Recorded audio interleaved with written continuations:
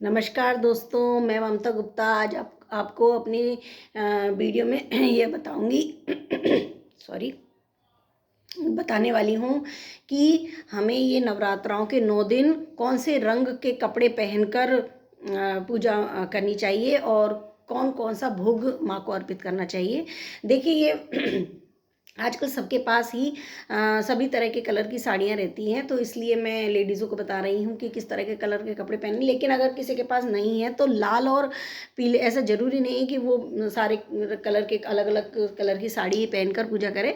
लाल और पीला कलर जो है वो रख ले। लाल या पीले कलर की साड़ी पहनकर ही पूजा करें, क्योंकि लाल और पीला कलर होता है वो शुभ माना जाता है। तो उसको पहनकर आप पूजा कर सकती हैं अगर आपके पास नहीं है तो। और अगर आपके पास है अवेलेबल तो आप ये जो मैं बता रही हूँ उस हिसाब से भी कर सकती हैं। तो देखिए, वीडियो शुरू करने से पहले अगर मेरी वीडियो आपको अच्छी लगती हो तो प्लीज़ मेरे चैनल को सब्सक्राइब करें, बेल आइकन को प्रेस कर दें और लाइक ज़रूर करें, क्योंकि आपका एक लाइक हमें बहुत संबल देता है। तो पहले दिन शैलपुत्री माता की पूजा होती है, तो इस दिन पीले रंग की साड़ी पहनकर पूजा करें और माँ को घी का भोग लगाएं। घी का भोग लगाएं। और दूसरा दिन ब्रह्मचारिणी का होता है। तो ब्रह्मचारिणी माता के लिए हमको हरे रंग की साड़ी पहनकर पूजा करनी चाहिए और उनको भोग में मिश्री का भोग लगाना चाहिए, भोग अर्पित करना चाहिए, या चीनी का भी लगा सकते हैं आप। तीसरी माता है चंद्रघंटा माता। तो चंद्रघंटा माता को पूजा करने के लिए हमें भूरे रंग की साड़ी का उपयोग करना चाहिए। और भूरे रंग की साड़ी का उपयोग करना चाहिए। हल्का या गहरा चल सकता है, हल्के भूरा हो या गहरा भूरा हो, उससे कोई फर्क नहीं पड़ता, भूरे रंग की साड़ी होनी चाहिए वो चल सकती है। और इसमें हमको भोग कौन सा लगाना है, हमें दूध से बनी हुई मिठाइयों का भोग लगाना है ना। और अगर आपके पास दूध से बनी हुई मिठाई नहीं है तो आप दूध को थोड़ा सा गाढ़ा करके और उसमें चीनी मिलाकर फिर उसको भी भोग लगा सकती हैं। इस तरह से भी बना सकते हैं।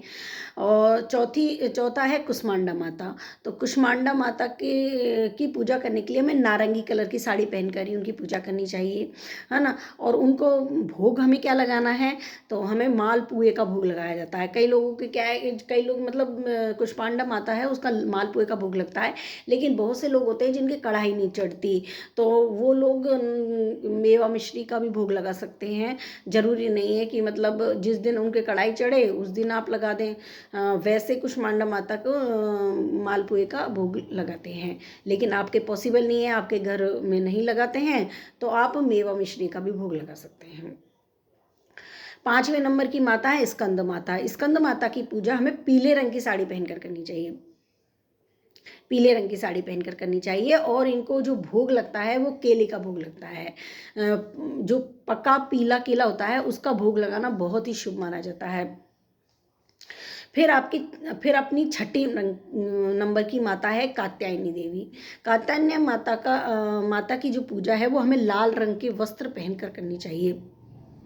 बहुत शुभ मानी जाती है लाल रंग के वस्त्र पहनकर। यह मतलब लाल रंग की साड़ी पहनकर, वो गहरी हल्की हो सकती है, उससे कोई फर्क नहीं पड़ रहा। लाल कलर गहरा भी हो सकता है, हल्का भी हो सकता है, या फिर किसी के पास में ऐसी साड़ी है जिसमें मतलब सारे ही कलर मिक्स हो तो वो भी कर सकते हैं यूज़। उसमें लाल विशेषकर होता है, लाल आजकल सबके पास मिल जाती है, तो लाल कलर की साड़ी पहनकर कात्यायनी माता की पूजा करनी चाहिए। और उनको भोग शहद का भोग लगाया जाता है, शहद का भोग लगाना चाहिए। फिर आप छठे नंबर की माता है सॉरी 7वें नंबर की। तो 7वें नंबर की माता कालरात्रि माता। तो कालरात्रि की माता का जो पूजन हमें ब्लू कलर की साड़ी या नीले कलर की साड़ी होती है वो पहनकर कर सकते हैं। हल्का या भूरा हो सकता, हल्का ब्लू कलर या गहरा ब्लू कलर हो सकता है, या फिर आपकी मिक्स में साड़ी हो तो वो भी चल जाएगी। उसमें ब्लू स्पॉट हो, जैसे लाल ब्लू भी होती है, कई इस तरह की होती है, तो वो भी चल जाएगी। इस तरह की ब्लू कलर की साड़ी साड़ी हो तो वो आप पहनकर और कालरात्रि माता की पूजा करनी चाहिए। और उसमें भोग क्या लगेगा, उसमें भोग हमें गुड़ का भोग लगाना है। 8वें नंबर की अष्टमी के दिन महागौरी मैया की पूजा करने के लिए, महागौरी मैया की पूजा करने के लिए हमें गुलाबी रंग की साड़ी पहननी चाहिए। गुलाबी रंग की हो या गुलाबी रंग की हो या फिर जैसे गहरी रानी कलर हो, इस तरह की जो साड़ी होती है ना, इस तरह की पूजा करनी चाहिए। इस तरह की साड़ी पहनकर हम महागौरी की पूजा करनी चाहिए। और इसमें आपको सबको पता है कि महाअष्टमी के दिन नारियल का भोग लगता है, तो नारियल का भोग लगाएंगे। फिर नवमी के दिन हमें बैंगनी रंग की साड़ी पहननी चाहिए, है ना। बैंगनी रंग की साड़ी पहनकर और हमें जो नवमी के दिन सिद्धिदात्री माता है उनकी पूजा करते हैं और उनको हलवा, चना, पूड़ी, खीर इनका भोग लगाया जाता है, तो इनका भोग लगा सकते हैं। इस तरह से आप पूजा कर सकते हैं। पहले दिन शैलपुत्री, दूसरे दिन ब्रह्मचारिणी, तीसरे दिन चंद्रघंटा, चौथे दिन कुष्मांडा माता, 5वें दिन स्कंद माता, 6ठे दिन कात्यायनी माता, 7वें दिन कालरात्रि माता, 8वें दिन महागौरी मैया और 9वें दिन सिद्धिदात्री माता।